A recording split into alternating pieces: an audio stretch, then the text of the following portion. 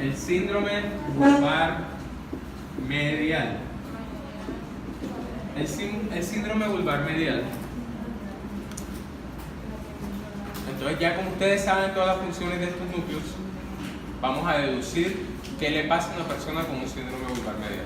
¿Okay? Primero, entonces fíjense que la afectación va a ser más que todo de qué tipo? Motora, ¿verdad? Entonces, la lesión va a ocurrir sobre toda esta zona, ¿verdad? Entonces, casi todos los núcleos motores y parte de la sustancia blanca también se lesiona. De pronto, el que generalmente queda por fuera es el ambiguo, ¿sí? De los motores, pero el dorsal del vago, el hipogloso, compromete, ¿verdad? ¿Qué le va a pasar a esta persona? Uno, vayan diciendo ustedes. Y ahorita tú estabas diciendo, tú dijiste alguna cosa. ¿Ah? No, tú no dijiste eso, tú dijiste otra cosa. Dijiste fue algo del lateral.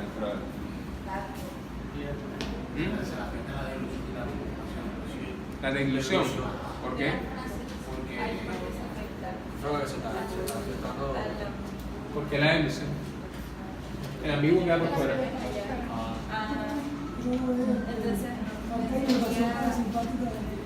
Exacto. Entonces, ¿qué voy a tener? Se disminuye la inervación parasimpática. ¿Qué voy a tener? Problemas digestivos, cardíacos y respiratorios. Un aumento de la respuesta simpática, ¿cierto?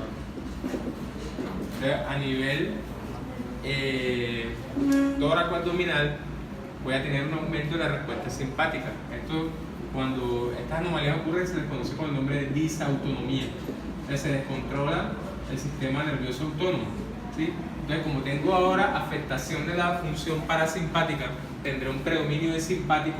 Entonces voy a tener, ¿esto en qué se traduce? Aumento de la frecuencia cardíaca, aumento de la contractilidad, o sea, un aumento de la tensión arterial, ¿cierto? O sea, que el paciente va a estar en un estado hiperdinámico, hipertenso, taquicárdico, ¿sí? Agitado. ¿Qué más voy a tener? A nivel respiratorio, ¿qué voy a tener? Dilatación. Hiperventilación. Hiperventilación, ¿qué más? En el gastrointestinal.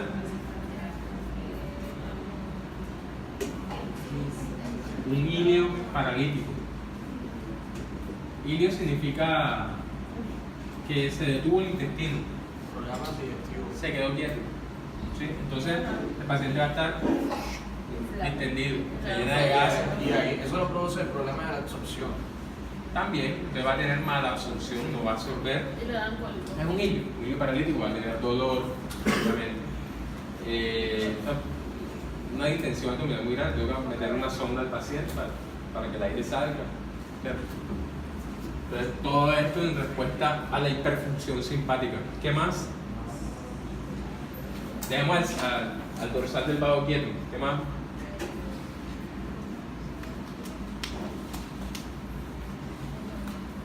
Hipogloso.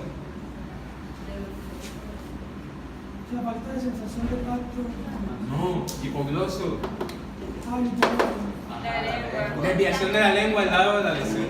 ¿Sí o no? Entonces, dependiendo. Si estas lesiones generalmente son unilaterales, ¿verdad?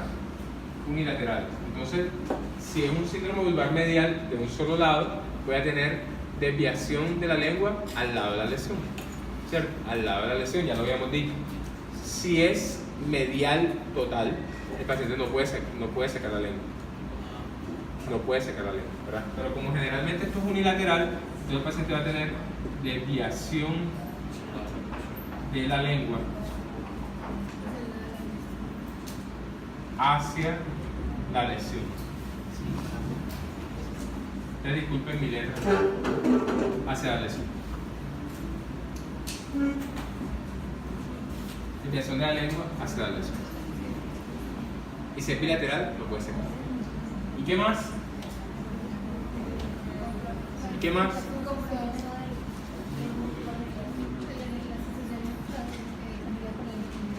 Compromiso de. Enemigo. Ajá, entonces ¿qué le va a pasar? Pérdida de Del lado opuesto. Del lado opuesto. Ya no se usó ya. Pérdida de. ¿De qué pierde aquí? Tacto, Fino. fino y Propiocepción. propiocepción consciente. ¿Verdad? Pero esa Entonces esto es contralateral. ¿Por qué contralateral? ya se ¿Dónde se puso? al inicio de la pirámide. Excelente. ¿Al inicio de qué?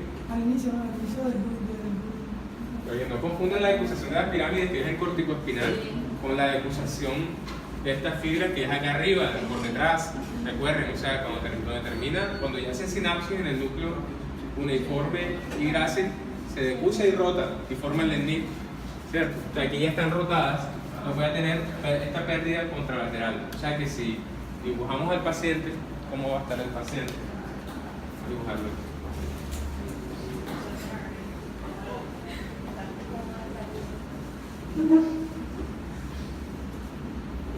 Este paciente está así. Digamos que la lesión fue donde derecha, aquí, bilateral fue derecha. Entonces el paciente va a estar, cuando le dice saque la lengua, esta es la derecha, esta es la izquierda, ¿sí? Y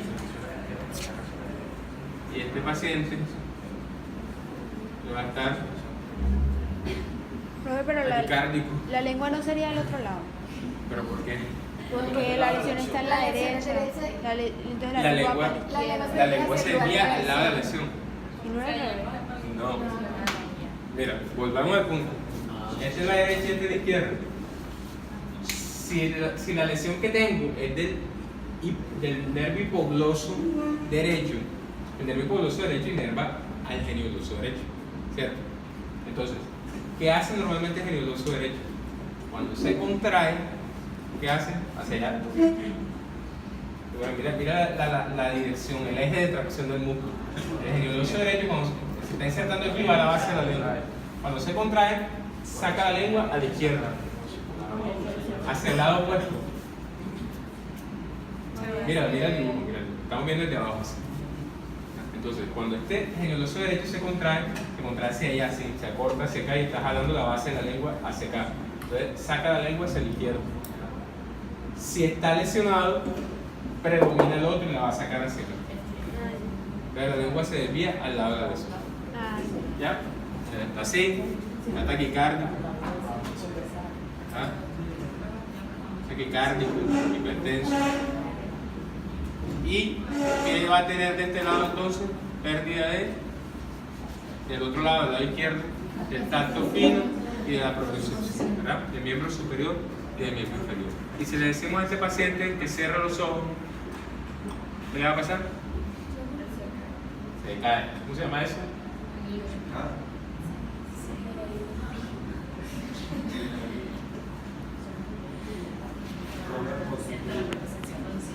Porque perdió la propiocepción consciente y la única manera que tiene de estar consciente de su posición es la vista. Si le cierra los ojos, ¡pum!, se cae. Romper positivo. ¿Cierto? ¿Cómo se llama esto? Síndrome vulvar medial. Lengua desviada al lado de la lesión. Pérdida contralateral de tacto fino y propiocepción consciente. Por lo tanto, romper positivo. Estado hiperdinámico con disautonomía. Taquicardia, hipertensión, agitación, hiperventilación, distensión abdominal.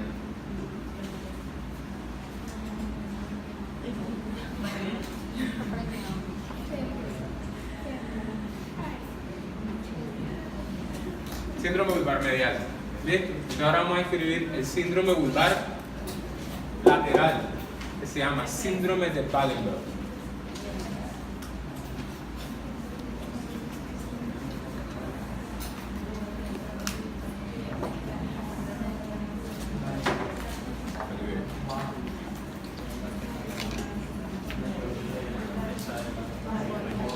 Eli, no te recuerdas así como bien piernas. Borraré.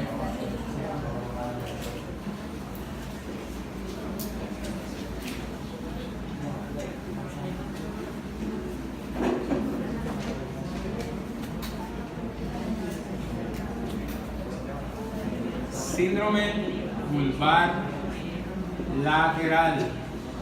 También se llama síndrome de Waldenberg.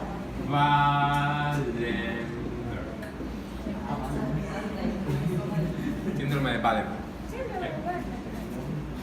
Entonces, ustedes pueden deducir qué pasará. Digamos que también es un síndrome vulvar lateral derecho también. Acá se obstruyó una vertebral de este lado, una rama, no sé qué sé yo, un tumor está comprimiendo acá. Ese generó un síndrome vulvar lateral. Entonces, ¿qué le pasa a esta persona? Sensibilidad, pérdida del gusto de los tercios afectados.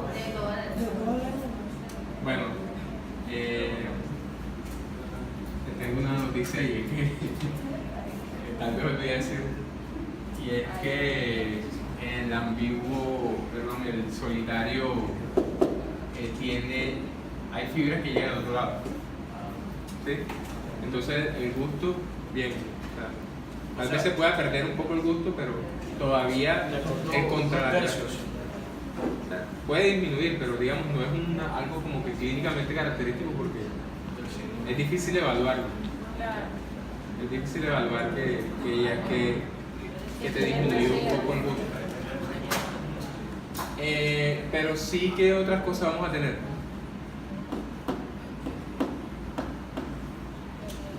No pierde el sentido del dolor. Miren, Aquí en la cara. vestibular. ¿Qué es esto? Núcleo del tracto espinal del trigémino. ¿Sí? ¿Y qué más? Oigan, acá nos faltó decir algo importante, lo siento. Solamente nos centramos en los núcleos y dejamos por fuera las pirámides. O sea, vamos a tener un córtico espinal. O sea, vamos a tener lesionadas las pirámides también de este lado. O sea, que súmenle al síndrome vulvar medial que le vamos a sumar. O sea, del lado de la lesión, el paciente va a tener biparese. Va a tener biparese o hemiplegia. O hemiplegia, dependiendo. De este lado. De este lado. Me faltó decir eso. Porque tenemos lesión aquí, la pirámide vulvar. De este lado. Y sería, disculpen, habíamos dicho que era derecha. Entonces sería que izquierda, ¿verdad? Sería del lado contralateral.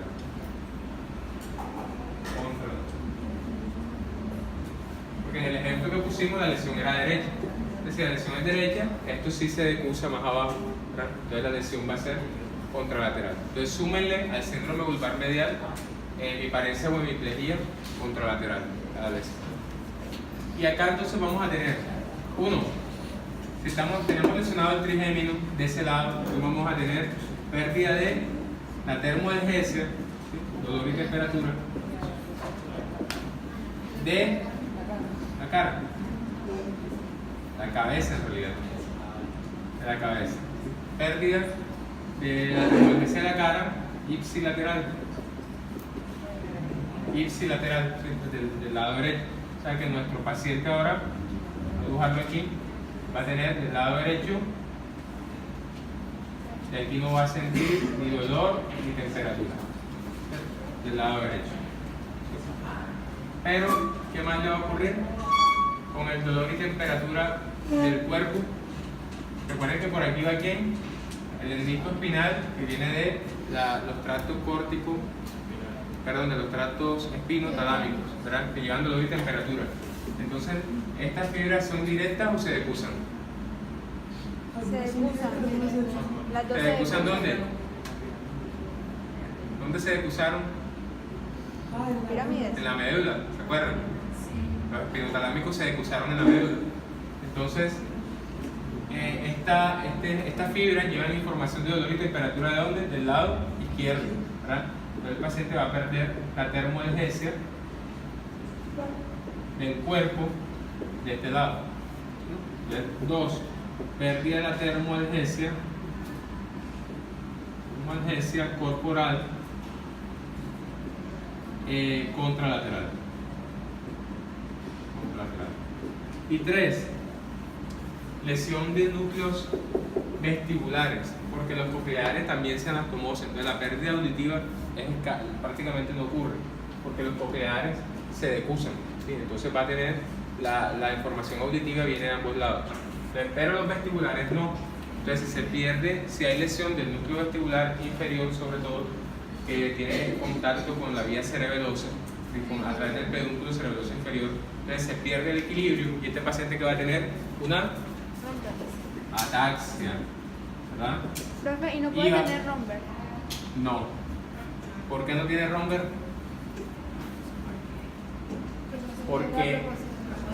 Porque los cordones posteriores, porque este está intacto, o sea, tiene propiocepción consciente, ¿sí? Entonces él, aunque tenga los ojos cerrados, está consciente de dónde está todo. Lo que está perdiendo es propiocepción inconsciente, en algunas cosas que no controlamos, y por ese motivo el paciente va a tener entonces de este lado derecho temblor. Es como un síndrome cerebeloso, entonces va a tener temblor, ¿sí? Va a tener ataxia y va a tener otras características de los síndromes cerebelosos que son la dismetría y la diadococinesia.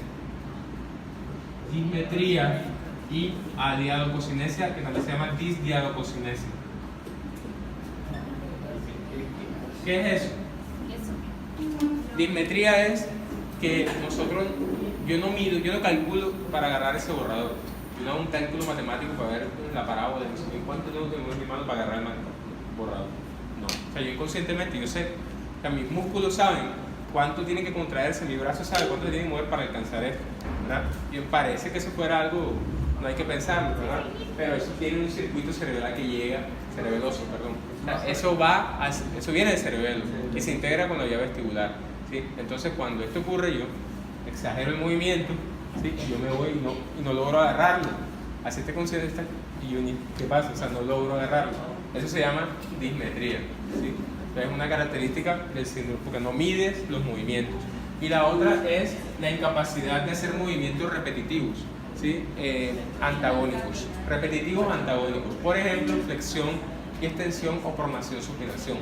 Le decimos al paciente, por favor, tóquese la punta de la nariz y toque mi mano. Tócate la punta de la nariz y toca mi mano. Rápido, con un dedo, rápido. Repese. Entonces, ese movimiento repetitivo, ¿sí? Antagónico, se pierde en los síndromes cerebelosos. O sea que aquí se imita un síndrome cerebeloso porque hay lesión del pedúnculo cerebeloso inferior y de los núcleos vestibulares, ¿verdad? Entonces, esto es lo que ocurre, por ejemplo, con el alcohol. El alcohol, como produce intoxicación de la corteza cerebelosa, entonces también transitoriamente produce esto. Entonces piden a un borracho que haga esto, ¿verdad? Entonces, y por eso la marcha del borracho es atáxica, ¿sí? Entonces hay ataxia, entonces se aumenta la base de sustentación, camina así, ¿verdad? Se camina así y no. Intenten hacer esta prueba en un borracho, ¿verdad? Para que vean. Y entonces ya por el lado se cae esa joya. Entonces es como la imitación de este síndrome, ¿verdad? O sea, estas serían las principales características, además de que como están afectados los núcleos vestibulares, el paciente va a tener sensación de vértigo, el paciente va a tener vértigo, va a tener vértigo. Entonces, fíjense que la ataxia en este caso es diferente a la ataxia sensitiva de esta vía. Fíjense que hay una ataxia que es sensitiva, que viene de la lesión de los cordones medulares, y hay una ataxia que es de tipo vestibular y cerebelosa. ¿Qué es la diferencia? El Romberg. O sea, clínicamente, ¿cómo lo diferencian a través de una prueba de Romberg? Este paciente entonces va a tener una ataxia pero con Romberg negativo.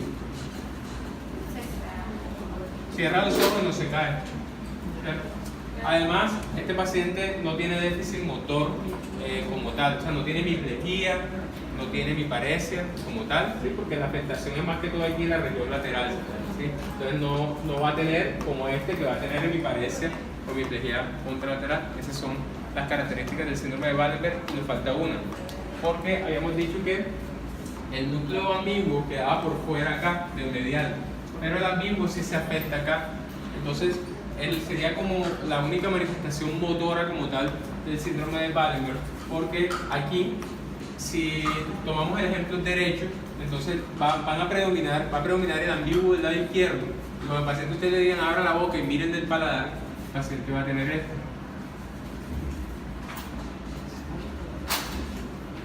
¿Claro? El paladar del paciente va a estar traccionado ¿hacia dónde?